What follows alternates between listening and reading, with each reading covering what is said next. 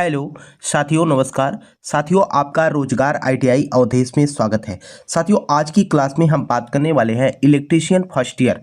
आपको पता ही है साथियों कि इसके पहले एक क्लास हो चुका है।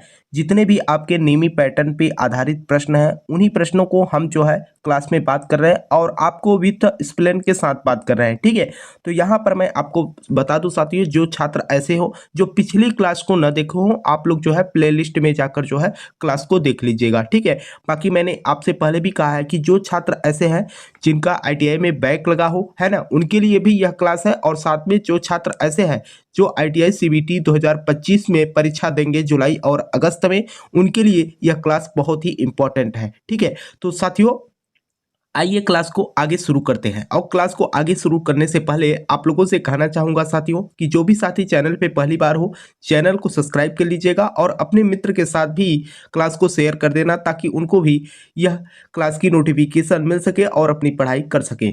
तो यहाँ पर देखिए जो प्रश्न कह रखा है मेरे भाई, अगर यहाँ पर ध्यान दीजिए तो कह रखा है कि पिंसर का क्या उपयोग है। जो पिंसर होता है, सबसे पहले तो आपको ये समझना चाहिए कि आखिर पिंसर होता क्या है।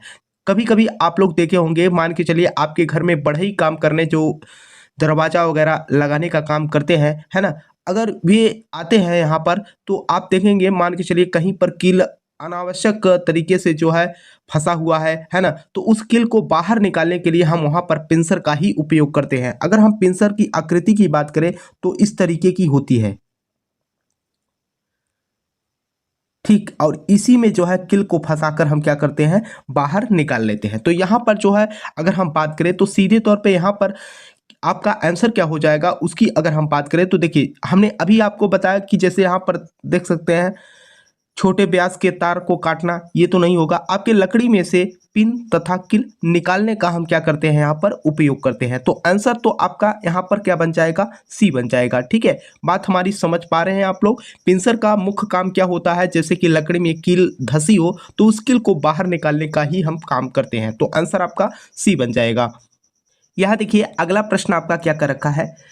अगला प्रश्न कह रखा है कि इस सड़क सुरक्षा चिन्ह का क्या नाम है। और मैंने आपसे पहले भी कह रखा है मेरे भाई कि जो आपके सुरक्षा चिन्ह है, यह परीक्षा में आपकी परीक्षा में आप अगर हम बात करें तो 2 से 3 प्रश्न जो है हर साल पूछा जाता है। ठीक है, तो यहाँ पर जो प्रश्न दिखाई दे रहा है ये क्या है। देखिए पहला आपसे कह रखा है कि आवश्यक चिन्ह है, सचेतक चिन्ह है, सूचनात्मक चिन्ह है या निषेध चिन्ह है।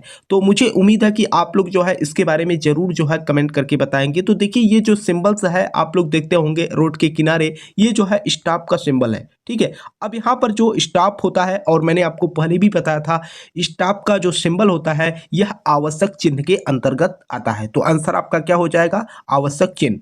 ठीक, देखिए अगला प्रश्न आपका क्या कर रखा है। अगला प्रश्न कर रखा है कि मूल श्रेणी में सचेतक चिन्ह के पश्च भाग का रंग क्या होता है। ये प्रश्न बहुत ही इंपॉर्टेंट है मेरे भाई, और यह प्रश्न जो है आपके 2024 की जो सीबीटी परीक्षा कंप्लीट कराई गई थी उसमें जो है यह प्रश्न पूछ रखा है। यहाँ पर देखिए मूल श्रेणी में सचेतक चिन्ह के पश्च भाग का जो रंग होता है वह कैसा होता है, पीला होता है। जो कि मैंने आपको बता दूं साथियों कि जो हमने फीटर का क्लास ट्रेड थ्योरी का कराया है तो उसमें जो है यह प्रश्न आया हुआ है और उसमें हमने आपको एक्सप्लेन करके भी बताया था, है ना। तो यहाँ पर जो है कौन सा कलर होता है, पीला कलर होता है। ठीक है, आंसर आपका यहाँ पर सी बन जाएगा। यहाँ पर देखिए अगला प्रश्न, और यह भी प्रश्न आपकी परीक्षा के लिए मेरे भाई, अगर आप सीबीटी परीक्षा की तैयारी कर रहे हैं, ITI first year electrician trade theory के है मेरे भाई, है ना, तो ये क्लास इलेक्ट्रीशियन ट्रेड थ्योरी का ही है मेरे भाई।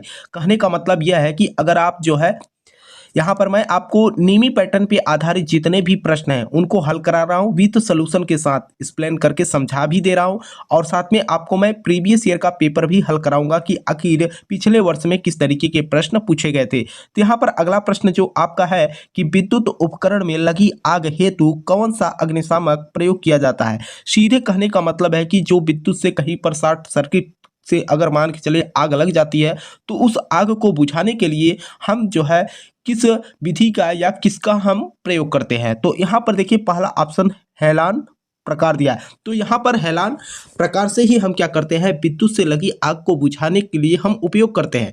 अब यहाँ पर मैं आपको बता दूं कि यहाँ पर जो है आपके कार्बन टेट्रा क्लोराइड होता है हेलान में। ठीक है, तो यहाँ पर आपका आंसर क्या हो जाएगा, ए हो जाएगा। ठीक है, तो आंसर आपका हेलन प्रकार हो जाएगा। अगले प्रश्न पे हम बात करते हैं। देखिए अगला प्रश्न आपका क्या कह रखा है कि अपशिष्ट निपटान विधि कौन सी है जो गर्मी पैदा करती है। अब यहाँ पर देखिए अगर हम पुनः चक्रण की बात करें मेरे भाई, तो पुनः चक्रण का मतलब यह है कि ऊर्जा को आप क्या कर रहे हैं, संरक्षित कर रहे हैं। एग्जाम्पल के रूप में कहने का मतलब है कि कोई भी काम हो, है ना, अगर आप उस काम को करने के बाद अगर कुछ न कुछ एनर्जी आप संरक्षित कर ले रहे हैं, पुनः चक्रण में तो यही होता है। जैसे आप एग्जाम्पल के तौर पे अगर हम बात करें तो कोई भी प्रोडक्ट हो अगर खराब हो जाता है तो उसका हम पुनः चक्रण यानी रिसाइक्लिंग कर लेते हैं, तो दूसरा कोई ना कोई प्रोडक्ट बन ही जाएगा। तो वहां पर हमने क्या किया, एनर्जी को सुरक्षित रखा या संरक्षित रखा। यहाँ पर देखिए खाद डालना। अब यहाँ पर खाद डालने का मतलब यह है कि भूमि में हम क्या करते हैं, दबाव डालना, ठीक है, या भूमि में दबाना, ठीक।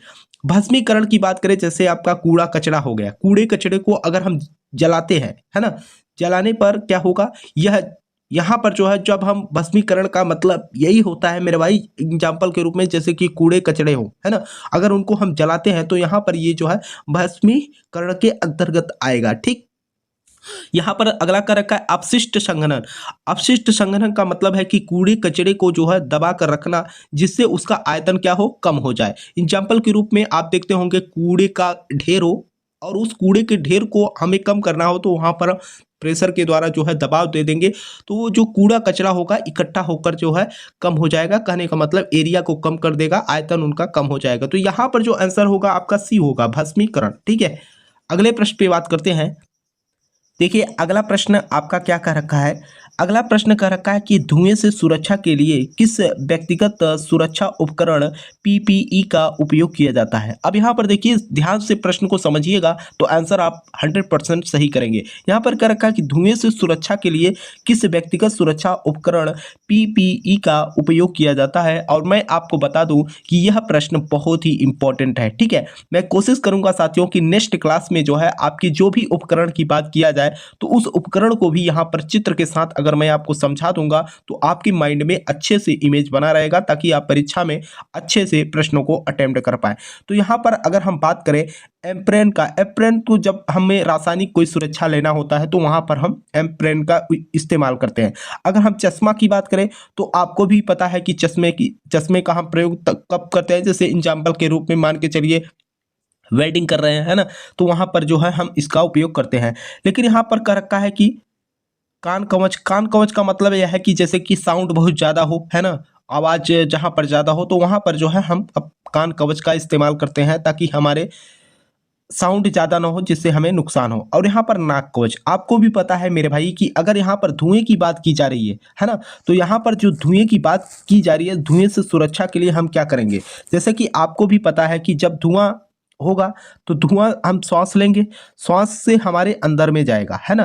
तो सीधे तौर पे अगर हम कहें कि नाक को ही अगर हम सुरक्षा लगा दें तो यहाँ पर जो है हमारा सुरक्षित हो जाएगा, है ना। तो यहाँ पर जो है हमारा आंसर जो हो जाएगा डी हो जाएगा, नाक कवच, ठीक। अगले प्रश्न पे हम बात करते हैं।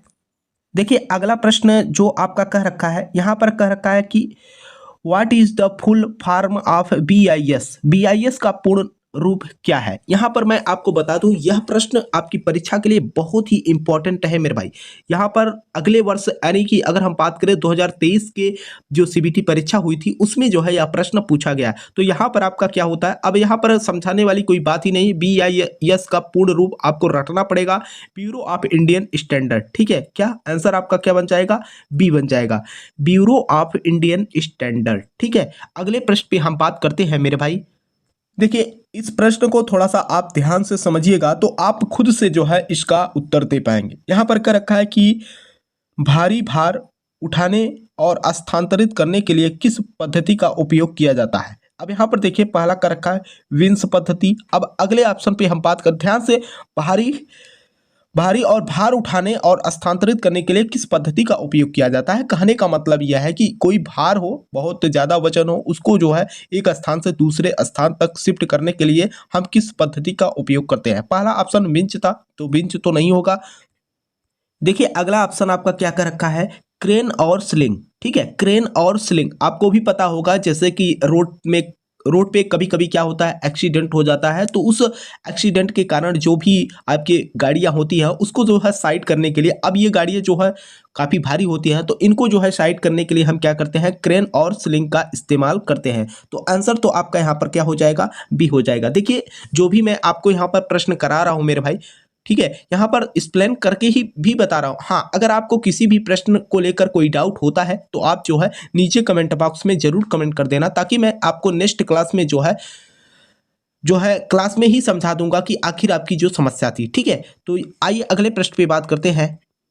देखिए अगला प्रश्न जो आपका कह रखा है, यहाँ पर कह रखा है कि आग बुझाने में स्टार्मिंग क्या है। अब यहाँ पर स्टार्मिंग की बात की गई है, तो यहाँ पर अगर हम स्टार्मिंग की बात करें तो यहाँ पर सीधे तौर पे क्या होता है कि ईंधन में हम क्या करते हैं, कमी कर देते हैं। तो यहाँ पर देखिए, यहाँ पर जो ऑप्शन दिया है, पहला कह रखा है कि अग्नि में ईंधन मिलाना। जो अग्नि चल रही है अगर हम उसमें ईंधन मिला देते हैं तो क्या हमारा ईंधन में कमी होगी, यहाँ पर तो आग और अधिक पकड़ लेगा।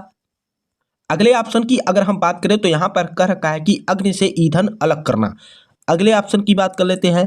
अगला ऑप्शन आपका कह रखा है कि जल का उपयोग करके तापमान कम करना, या हम जल का उपयोग करके जो है तापमान को कम कर सकते हैं। यहाँ पर सीधे तौर पे अगर हम बात करें तो अग्नि को ऑक्सीजन की आपूर्ति से कम करना, अलग करना। ठीक है, कहने का मतलब कहीं पर भी आग लगी हो, आपको भी पता है कि आग लगने के लिए ईंधन, उष्मा और ऑक्सीजन की जरूरत पड़ती है। इसमें से अगर एक की कमी कर दी जाए तो ऑटोमेटिक आग आपका बुझ जाएगा। तो यहाँ पर अग्नि को ऑक्सीजन की आपूर्ति से अलग कर दिया जाए तो ये प्रोसेस कंप्लीट हो जाएगा। आंसर आपका डी बनेगा। ठीक है, अगले प्रश्न पे हम बात करते हैं। और यह प्रश्न मेरे भाई बहुत ही इंपॉर्टेंट है। ठीक है, 2024 और 2023 के सीबीटी परीक्षा में पूछा गया प्रश्न है। पीपीई का नाम क्या है। आप लोग इसे देखे होंगे, और आप लोग इसे कहाँ देखे होंगे, जब वेल्डिंग शॉप होता है, वेल्डिंग करते समय इसका हम उपयोग करते हैं। अब इसका नाम क्या है, ये जो है आपको बताना है कि आखिर हम इससे जो है क्या सुरक्षा प्रदान करते हैं। तो यहाँ पर देखिए, पहला आपका कह रखा है कि नाक कवच। अब नाक कवच क्या होता है आपको भी पता है, मैंने अभी अभी आप लोगों को समझा भी दिया कि इससे जो है हम कोई भी, जैसे कि मान के चलिए अपशिष्ट पदार्थ जल रहा हो तो हमारे नाकों के द्वारा जो है हमारे अंदर एंट्री न करने पाए, तो उस कंडीशन में हम नाक कवच लगा देते हैं। सर का कवच आपका हेलमेट होता है मेरे भाई। ठीक है, चेहरे का कवच, यहाँ पर चेहरे का कवच यानी कि फेस का कवच की बात किया गया है। ठीक है, यहाँ पर हाथ स्क्रीन। आप लोग देखते होंगे मेरे भाई, जब कभी भी कोई भी कारीगर या कुशल कारीगर जब वेल्डिंग करता है तो वहाँ पर जो है हाथ में देखते होंगे एक हाथ स्क्रीन लिए होता है, और उसमें जो है एक कांच लगा होता है, एक हैंडल लगा होता है ना। उससे जो है वह क्या करता है, देखता है, और बहुत ही आसानी से क्या करता है, वेल्डिंग अपना कंप्लीट कर लेता है। तो अगर हम बात करें तो यह आपका क्या होता है, हाथ स्क्रीन होता है। ठीक है, तो आंसर आपका यहाँ पर डी बन जाएगा। देखिए साथियों, हर क्लास की अगर हम बात करें, अभी मैंने आज की क्लास में केवल 10 ही प्रश्न हल कराया है ना, और मैं पूरी कोशिश कर रहा हूं साथियों कि आपकी जो भी प्रश्न है उसे मैं एक्सप्लेन करके आपको विधिवत तरीके से समझा दूं, और साथ में मैं आपको बता दूं साथियों कि जो आपके प्रीवियस ईयर के पेपर हुए हैं उनको भी मैं यहां पर हल कराऊंगा। ठीक, सबसे पहले तो मैं जितने भी छात्र हैं ITI फर्स्ट ईयर के, अगर आप इलेक्ट्रीशियन ट्रेड थ्योरी है आपका, है ना, अगर आप अभी तक जो है पढ़ाई नहीं कर रहे हैं, तो मैं आप लोगों से कहना चाहूँगा कि NCBT बोर्ड की अगर हम बात करें तो नीमी पैटर्न पे ही आधारित आपके परीक्षा में प्रश्न पूछा जाता है। तो यहाँ पर मैं आपको क्लास करा रहा हूँ, इसीलिए ज़्यादा प्रश्न नहीं करा रहा हूँ, ताकि आपका भी जो है यहाँ पर पढ़ाई में मन लगा रहे। ठीक है, और आप लोग जो है क्लास को आसानी से देख सके। ठीक है, मुझे उम्मीद है साथियों कि आपको क्लास पसंद आई होगी। अगर जो भी साथी चैनल पे पहली बार हो, चैनल को सब्सक्राइब कर लेना, ताकि आपको क्लास की नोटिफिकेशन मिल सके। बाकी आपको ITI से रिलेटेड कोई भी अपडेट आती है मेरे भाई, तो आपको चैनल के माध्यम से जानकारी मिल जाएगी। ठीक है, तब तक के लिए आपसे हम मिलते हैं नेक्स्ट क्लास में नए टॉपिक के साथ। तब तक के लिए जय हिंद, जय भारत।